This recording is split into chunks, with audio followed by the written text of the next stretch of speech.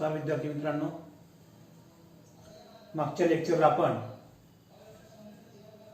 Uses of dimension analysis हे आपण पाहिलं होतं. आज आपण एरर्स इन मेजरमेंट हे पाहणार आहोत. फर्स्ट, एरर म्हणजे काय? एरर कशाला म्हणायचं? आपण एखाद्या फिजिकल क्वांटिटीचं मेजरमेंट करतो. There are the some faults. Faults are of two types. हे कोणते फॉल्ट्स आहेत नेमके? तर faults are of two types. एक आहे मिस्टेक्स आणि दुसरा आहे errors. One is a mistake, another is a errors. आता मिस्टेक म्हणजे काय आणि एरर म्हणजे काय? आपण मिस्टेक मध्ये त्याला आपण चुका म्हणतो.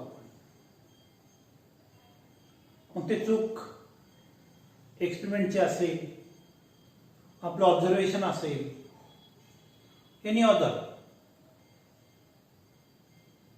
आणि एरर मध्ये आपण fault in measurement which occur due to faulty instrument असेल, ह्युमन लिमिटेशन्स असतील, लिमिटेशन्स ऑफ इन्स्ट्रुमेंट असेल. So these are the errors. अगोदर मिस्टेक म्हणजे काय? मिस्टेक कशाला म्हणायचं आपण? Mistake are the faults in measurement which occurs due to part of experimental. म्हणजे काय?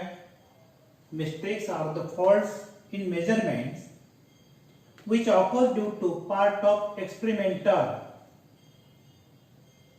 हा एक्सपेरिमेंटल आहे, त्याला आपण मिस्टेक्स म्हणतो आपण. So mistakes occurs due to the some reasons. One is a lakh of skill आहे, दुसरं आहे फॉल्टी ऑब्झर्वेशन्स आहे, तिसरं इम्प्रॉपर रिडिंग्स आहेत, आणि चौथं आहे यूज ऑफ इनकरेक्ट फॉर्म्युले और incorrect mathematical relations. Lack of skill, faulty observation, improper readings आणि यूज ऑफ इनकरेक्ट फॉर्म्युले. लॅक ऑफ स्किल माहिती आहे आपल्याला. फॉल्टी ऑब्झर्वेशन काय असेल? आता जर चुकीच्या रिडिंग आपण घेतल्या असेल, चुकीचं निरीक्षण केलं असेल आपण, तर आपण फॉल्टी ऑब्झर्वेशन म्हणतो आपण. इम्प्रॉपर रिडिंग्स, रिडिंग बरोबर नाही. नंतर यूज ऑफ इनकरेक्ट फॉर्म्युले, यासाठी संबंधित फॉर्म्युला न वापरता दुसऱ्या आपण कॅल्क्युलेशन केले असेल तर त्याला म्हणतो आपण इम्प्रॉपर इनकरेक्ट फॉर्म्युले और मॅथमॅटिकल रिलेशन्स. त्याच्यामुळे चुका होऊ शकतात किंवा त्याच्यामुळे मिस्टेक होऊ शकतात. मग त्यासाठी अवॉइड करायचं असेल तर आपल्याला हा ट्रेनर पाहिजे, किंवा आपण केअरफुली रिडिंग घेतल्या पाहिजेत, आणि त्यासाठी योग्य तो फॉर्म्युला वापरला पाहिजे. So these are the mistakes. दुसरं आपण एरर म्हणतो या ठिकाणी. आता एरर्स म्हणजे काय? एरर्स कशाला म्हणायचं आपण? Errors are the faults in measurement which occurs due to use of faulty instruments. म्हणजे एरर कशामुळे येऊ शकतात? एक तर फॉल्टी इन्स्ट्रुमेंट असेल, एखादा इन्स्ट्रुमेंट जर फॉल्टी असेल तर एरर येऊ शकतो. ह्युमन लिमिटेशन्स आहेत, तर आपण चुकीच्या रिडिंग घेणे म्हणतो आपण.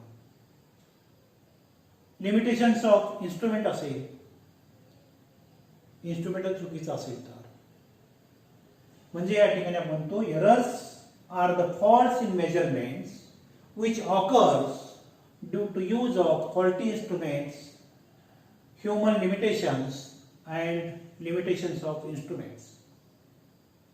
So these are the errors. There are the three types of errors. तीन प्रकारचे एरर्स आहेत. कोणते कोणते एरर आहेत तीन प्रकारचे? एक आहे इन्स्ट्रुमेंटल एरर्स, म्हणजे एरर कोणाचा आहे? तो इन्स्ट्रुमेंटचा एरर आहे. रिडिंग कोणी घेतल्या तर रिडिंग त्याच येतील, फक्त इन्स्ट्रुमेंट कोणता आहे? फॉल्टी इन्स्ट्रुमेंट आहे. म्हणजे instrumental error it occurs due to faulty instruments. जर इन्स्ट्रुमेंट जर फॉल्टी असेल तर रिडिंग त्याच येतील, चुकीच्या रिडिंग येतील या ठिकाणी. So it occurs due to faulty instruments, त्यालाच म्हणतो आपण कॉन्स्टंट एरर म्हणतो. त्यालाच काय म्हणतो आपण? कॉन्स्टंट एरर म्हणतो आपण. So instrumental error it is also called as constant error आपण त्याला म्हणतो. दुसरा आहे सिस्टमॅटिक एरर. म्हणजे काय? Systematic error it occurs due to human limitations of the experimenter. म्हणजे काय? it occurs due to human limitations of the experimenter. तो पर्सनल असेल या ठिकाणी. म्हणजे काय असेल? Personal error is different in different persons और फॉर डिफरंट पर्सन्स. मी वेगळ्या रिडिंग घेतलेल्या आहेत, दुसऱ्याने दुसऱ्या रिडिंग घेतलेल्या आहेत, इन्स्ट्रुमेंट एकच आहे. सो दॅट इज त्याला आपण सिस्टमॅटिक एरर म्हणतो आपण. म्हणजेच काय? It occurs due to human limitations of the experimenter. Personal error is different for different persons. तिसरा एरर आहे रॅन्डम एरर. तर रॅन्डम एरर काय आहे? रॅन्डम एरर म्हणजे काय? They are caused by minute changes in experiment. तर minute changes in experimental conditions आपण त्याला म्हणतो. आता एक्सपेरिमेंटल कंडिशन काय असेल त्याच्यामध्ये? Due to some unknown reasons. त्या ठिकाणी टेम्परेचर असेल, एनी अदर मटेरियल असेल त्या ठिकाणचं. So these are the reason, some reasons. त्याला आपण अननोन रिझन्स होतो या ठिकाणी. किंवा एअर प्रेशर असेल त्या ठिकाणचं. So they are the caused by minute changes in experiment, experimental constant किंवा कंडिशन आपण त्याला म्हणतो. एक्सपेरिमेंटल कंडिशन म्हणतो आपण त्याला. And due to some unknown reasons. So error cannot be avoided. Error हा avoid करता येत नाही, cannot be avoided, but can be minimized. But can be minimized, and thus accuracy can be increased. Accuracy can be increased. So these are the some errors in measurements. Mistake आहे, error आहे. Mistake म्हणजे काय सांगितलं, error म्हणजे काय सांगितलं. एररचे तीन type आहेत. एक इन्स्ट्रुमेंटल एरर आहे, दुसरा सिस्टमॅटिक एरर आहे, तिसरा रॅन्डम एरर आहे. So these are the errors. So next is estimation of errors. आता एस्टिमेशन ऑफ एरर मध्ये आपण एररची डेफिनेशन पाहिली आहे. त्यामध्ये आपण ट्रू व्हॅल्यू आणि measured value. For example, length of rod 2.54 असेल आणि त्याची ॲक्च्युअल व्हॅल्यू ही वेगळी असेल. एकाला आपण ट्रू व्हॅल्यू म्हणतो आपण, दुसऱ्याला आपण मेजर्ड व्हॅल्यू म्हणतो. या दोन्ही मधला डिफरन्स म्हणजेच एरर्स. म्हणजे काय? The difference between the true value and measured value of a physical quantity is called as errors. बघा डेफिनेशन सोपी आहे, सिंपल डेफिनेशन आहे. The difference between the true value and measured value of a physical quantity is called as error. एखाद्या physical क्वांटिटीची value आपल्याला माहित आहे, तर आपण ट्रू व्हॅल्यू म्हणतो आपण, आणि आपण कॅल्क्युलेट केलेली किंवा मेजर केलेली व्हॅल्यू ती वेगळी आहे. या दोन्ही मधला डिफरन्स त्याला म्हणतो आपण errors. So such error which may be, तो पॉझिटिव्ह पण असू शकतो आणि तो निगेटिव्ह पण असू शकतो, विच मे बी पॉझिटिव्ह और निगेटिव्ह. नंतर आपण मीन व्हॅल्यू कशी काढू शकतो. आपण मीन व्हॅल्यू म्हणजे काय, साधारण आपण 10वीचा असेल किंवा 12वीचा असेल, पर्सेंटेज कसं काढतो आपण, त्याची मीन कशी काढतो आपण. सर्व सब्जेक्टची मार्गांची बेरीज करतो आणि त्याला डिवाइड बाय जेवढे सब्जेक्ट आहे त्याला डिवाइड करतो आपण, त्याला आपण मीन म्हणतो आपण. मग मीन व्हॅल्यू कशा माहिती. मीन व्हॅल्यू म्हणजे काय, आपण एखाद्या मध्ये आपण असे नंबर ऑफ रीडिंग घेतलेले आहेत आपण, आणि त्या रीडिंगची आपल्याला मीन काढायची आहे. when we take sufficiently large number of readings and find their means, we have to take n readings. आपण सांगितले या ठिकाणी n रीडिंग घेतली आहे, n रीडिंग्स. पहिली रीडिंग आहे A1 आहे, A2 आहे, A3 आहे, A4 आहे अँड सो ऑन AN आहे. आपण n readings we will take. A1, A2, A3, A4 up to AN be the readings.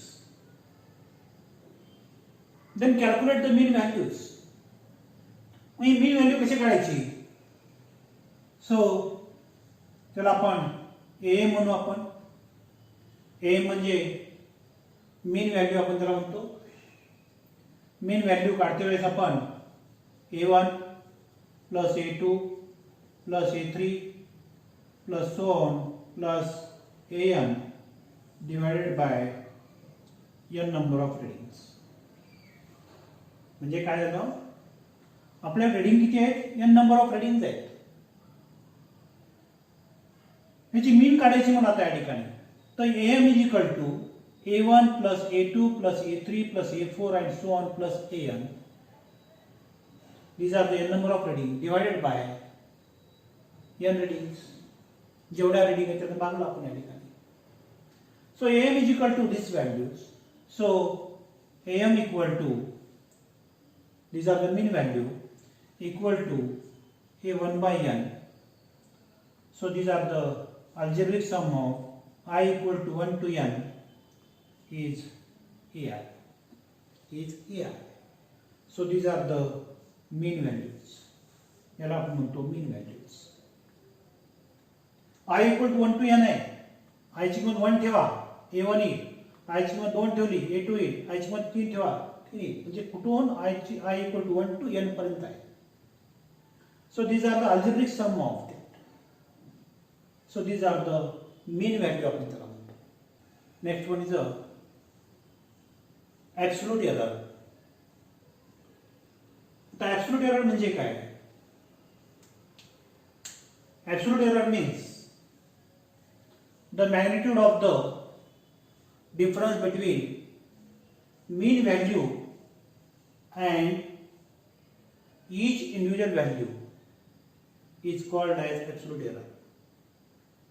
Absolute error is the magnitude of the difference between the mean value and each individual values. It's called as absolute error. For the first reading is A1 आहे. पहिली reading आपली A1 आहे. याचा आपण absolute error कसा काढतो. So absolute error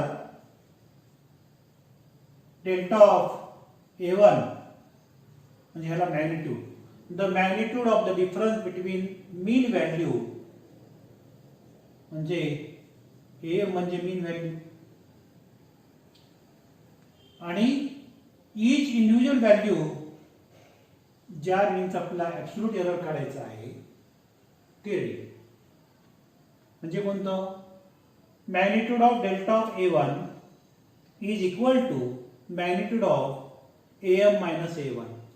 So these are the difference between the mean value and each individual values is called as त्याला आपण ॲब्सोल्यूट एरर म्हणतो आपण. Similarly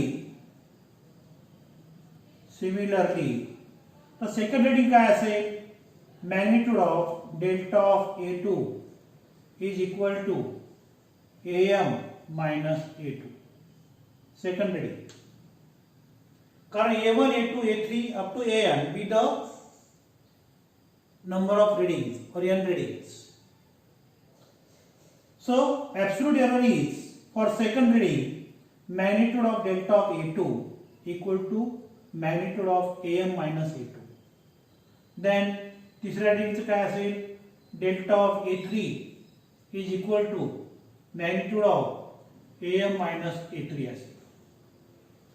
AM minus A3 and up to so on up to n readings delta of AM is equal to magnitude of AM minus AM minus AM. So these are the absolute errors. याला म्हणतो आपण absolute error. Absolute error magnitude of delta of A1, magnitude of delta of A2, magnitude of delta of A3 up to magnitude of delta of AN. So these are the absolute errors. The next is mean absolute error. या topic मध्ये बऱ्याच definition आहेत आणि या सर्व definition आपल्याला समजून घ्यायचे आहेत कारण या डेफिनेशनवर तुम्हाला प्रॉब्लेम करायचे आहेत कारण ते प्रॉब्लेम नेहमी नीट आणि जेई मध्ये विचारतात. त्यासाठी दुसरी डेफिनेशन आहे मीन ॲब्सोल्यूट एरर. आपण ॲब्सोल्यूट एरर पाहिला आता. प्रत्येक रीडिंग आपण मीन रीडिंग मधून आपण वजा करतोय त्याला आपण म्हणतो ॲब्सोल्यूट एरर म्हणतो आपण. आता मीन ॲब्सोल्यूट एरर म्हणजे काय आपण मीन पाहिलेली आता अगोदर मीन व्हॅल्यू पाहिली आहे. सर्व ॲब्सोल्यूट एररची बेरीज डिवाइड बाय तेवढ्या रीडिंग्स n रीडिंग असतील डिवाइड बाय n असेल त्याला म्हणायचं mean absolute error. For example, magnitude of delta of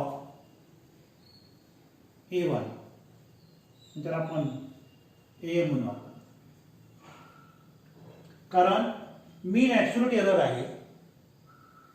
delta of A म्हणजे mean absolute error is equal to magnitude of delta of A1 plus magnitude of delta of A2 plus magnitude of delta of A3 and so on plus delta of AN whole divided by n number of readings. या सर्व absolute एररची बेरीज divide by n number of readings म्हणजेच काय mean absolute errors. And definition is this है the arithmetic mean of all the absolute error is called as in the measurement of physics is called as mean absolute error त्याला म्हणतो. त्याला आपण mean absolute error म्हणतो आपण. त्याला कसं लिहिता येईल आपल्याला या ठिकाणी so delta of AM is equal to 1 by n algebraic sum of I equal to 1 to n is magnitude of delta of A into I. So these are the formula for mean absolute error. Magnitude of delta of AM is equal to 1 by n. Algebraic sum of I equal to 1 to n. So magnitude of delta of A into I. So I ची किंमत 1 2 3 4 शिवू शकतो and these are the formula for mean absolute errors. The next is a relative error. तर relative error कशाला म्हणतो आपण? Relative error means the ratio of mean absolute error in the measurement of physical quantity to the most probable value or mean value are called as relative errors. म्हणजे काय? हे mod of magnitude of delta of A म्हणजे काय या ठिकाणी? These are the mean absolute error आहे. हे मीन absolute error आहे. ए म्हणजे मीन व्हॅल्यू आहे. या दोन्हीच्या रेशिओला आपण काय म्हणतो? रिलेटिव्ह एरर म्हणतो आपण. म्हणजे relative error is the ratio of mean absolute error to the mean values are called as relative error. किंवा the ratio of mean absolute error in the measurement of physical quantity to its most probable value म्हणजेच mean value or mean value is called as relative errors. So relative error is equal to mod of delta of am divided by am. Next is a percentage error. कशा म्हणतो आपण? percentage error म्हणजे काय? या relative error ला 100 ने multiply केलं ते झालं पर्सेंटेज एरर्स. म्हणजे काय? Percentage error is defined as the relative error multiplied by 100. The relative error multiplied by 100 is called as percentage errors. मग पर्सेंटेज एरर बरोबर हे रिलेटिव्ह एरर आहे magnitude of delta of M divide by M multiplied by 100. That is called percentage errors. So relative error multiplied by 100 is called as percentage error. So these are the some definition. आपण mean value पाहिली, absolute error पाहिला, आपण mean absolute error पाहिला, नंतर relative error पाहतो आपण, percentage error पाहिली आपण. या सर्व डेफिनेशन थोड्या याच्यावर प्रॉब्लेम आहे, तर सर्व फॉर्म्युले पाठांतर पाहिजे. नंतर आपण यावरची प्रॉब्लेम पण घेणार आहोत. Errors having the different cases. The first case is if the error in A is delta A. आपण ए ह्या रिडिंगचा एरर काय म्हणतो? आपण डेल्टा ए म्हणतो आपण. If the error in A is delta A then percentage error in A to the power N is एखाद्या रिडिंगचा power असेल त्याचा पर्सेंटेज जर आपण कसा लिहितो?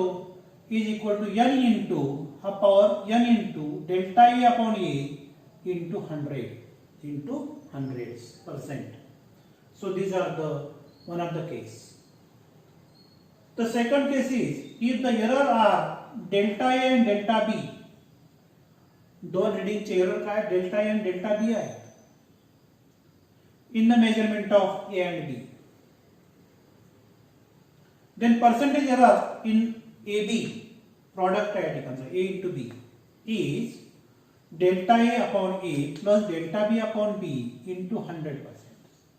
जर गुणाकार असेल तर या ठिकाणी प्लस घ्या. There is a plus sign. Delta A upon A plus delta B upon B into 100%. And the third case is the percentage error in A by B असेल तर डिवाइड क्वांटिटी असेल तर A by B is delta A upon A. There is a minus sign, minus of delta B upon B into 100%. जर divide असेल तर minus घ्या आणि product असेल तर प्लस घ्या. and these are the some cases of errors. The next is a order of magnitude. म्हणजे काय? ऑर्डर ऑफ मॅग्निट्यूड कशाला म्हणतो आपण? So order of magnitude is the of a physical quantity is the power of 10 nearest to that physical quantity आपण म्हणतो. म्हणजे काय? The order of magnitude of physical quantity is the power of 10 nearest to the magnitude of that physical quantity are called as order of magnitude आपण म्हणतो. कारण आपण definition लिहिते वेळेस सर्व डेफिनेशन सारख्या आल्या पाहिजे पुस्तकातल्या. तर त्याला मार्क मिळतात. त्यासाठी मी डेफिनेशन तुम्हाला लिहून देतो या ठिकाणी. आपण एवढंच लिहिलं त्या ठिकाणी, the power of 10 nearest to that to the magnitude of that physical quantity तरी चालतं. त्याला आपण ऑर्डर ऑफ मॅग्निट्यूड म्हणतो. The magnitude of any physical quantity can be expressed in a into 10 to the power n आहे. a हा number आहे आणि n हा इंटिजर आहे. आणि such integer that is called as order of magnitude. या इंटिजरला काय म्हणतो आपण? ऑर्डर ऑफ मॅग्निट्यूड म्हणतो. हा जे नंबर आहे a इज अ नंबर किंवा हा फॅक्टर जे आहे a number multiplied by 10 to the power n आहे. म्हणजे power of 10 nearest to the magnitude of that physical quantity आपण त्याला म्हणतो. मग हा नंबर कसा पाहिजे? हा number 0.5 is less than or equal to a or is less than 5 पाहिजे. म्हणजे 0.5 पेक्षा कमी नसला नाही पाहिजे आणि 5 पेक्षा जास्त नको. तर आपला ऑर्डर ऑफ मॅग्निट्यूड काढता येतो. म्हणजे काय? फॉर एक्झाम्पल एखादं एक्झाम्पल घेऊन पाहू आपण. रेडियस ऑफ द अर्थ आहे. रेडियस ऑफ अर्थ किती आहे? 6400 किलोमीटर आहे. रेडियस ऑफ द अर्थ किती आहे? 6400 किलोमीटर आहे. या रेडियस ऑफ अर्थला आपण असं लिहिला 6400 किलोमीटरचं रूपांतर आपण अगोदर मीटर मध्ये करून घेऊ. 10 to the power 3 ने त्याला मल्टिप्लाय करू. नंतर इज इक्वल टू मी हा जे पॉवर आहे आता हा पुन्हा आणखी इकडं मी, कारण मला किती पाहिजे? 0.5 is less than or equal to a is less than 5 आहे. म्हणजेच काय असेल? 0.6400 into 10 to the power 4 into 10 to the power 3 मीटरमध्ये. मी हा 4 ने पॉवर इकडे घेतलेला आहे कारण मला 0.5 पेक्षा मी जर 6 पॉइंट घेतला असेल तर 5च्या वर झाली संख्या. 5 पेक्षा ही संख्या मोठी झाली असते. तर हा पॉइंट मी काय केला अगोदर 4 ने पॉइंट हा इकडे घेतलेला आहे म्हणजे 0.64 झालेला आहे. म्हणजे 0.5 पेक्षा मोठी आहे. मग हा 4 ने पॉइंट इकडे घेतला म्हणजे 0.6400 इंटू 10 to the power 4. कारण ज्यावेळेस आपण हा पॉइंट डावीकडे नेतो त्यावेळेस प्लस घेतो आणि उजवीकडे ज्यावेळेस नेतो त्यावेळेस मायनस घेतो आपण. हे लक्षात ठेवा. पॉइंट ज्यावेळेस मी डावीकडे घेत असेल त्याचा पॉवर किती असेल त्या ठिकाणी? तो प्लस असेल आणि उजवीकडे ज्यावेळेस पॉइंट सरकवतो त्यावेळेस हा मायनस असेल. मग आम्ही पॉइंट कितीने घेतला? 1 2 3 4 ने घेतला. 10 to the power 4 आलं. अगोदरचे 3 आहे 10 to the power 3 आहे. So is equal to 0.6400 into 10 to the power 4 आणि 3 झाले 7. कारण पायासारखा असेल गुणाकार घातांकाची बेरीज होते. 4 आणि 3 7 मीटर. सो 0.64 म्हणजे 0.5 पेक्षा मोठी संख्या आहे आणि हा पॉवर किती आला? 10 to the power 7. So the order of magnitude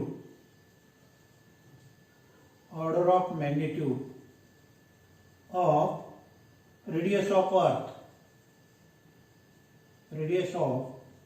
the earth is 10 to the power 7. 10 to the power 7 हा झाला ऑर्डर ऑफ मॅग्निट्यूड या संख्येचा. आणखीन एखादं एक्झाम्पल बघू आपण.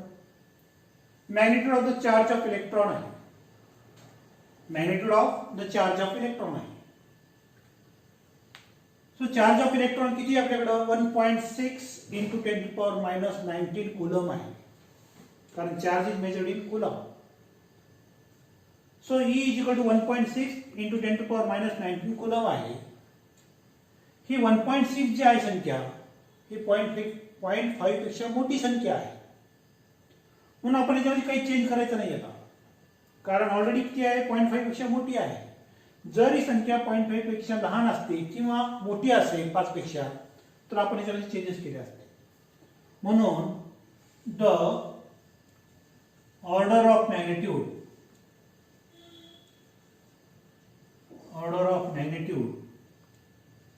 of the charge of electron is 10 to the power minus 90. विचारायचा order of magnitude 10 to the power minus 90 झालेला आहे. So these are the order of magnitudes. आणखीन एखादं एक्झाम्पल घेऊ आपण. व्हेलॉसिटी ऑफ लाईट आहे. आपल्याला माहिती आहे व्हेलॉसिटी ऑफ लाईट किती येते. सो व्हेलॉसिटी ऑफ लाईट 3 × 10⁸ आहे. 3 × 10⁸ मीटर पर सेकंद आहे. तर ही 3 जी संख्या आहे 0.5 पेक्षा मोठी आहे, 5 पेक्षा लहान आहे. मग याचा ऑर्डर ऑफ मॅग्निट्यूड किती असेल. सो याचा ऑर्डर ऑफ मॅग्निट्यूड किती असेल 10 to the power 8 आहे. So order of magnitude of velocity of light is 10 to the power 8. So this is some example of order of magnitude. मी तुम्हाला order of magnitude कसा काढायचा लक्षात आला असेल.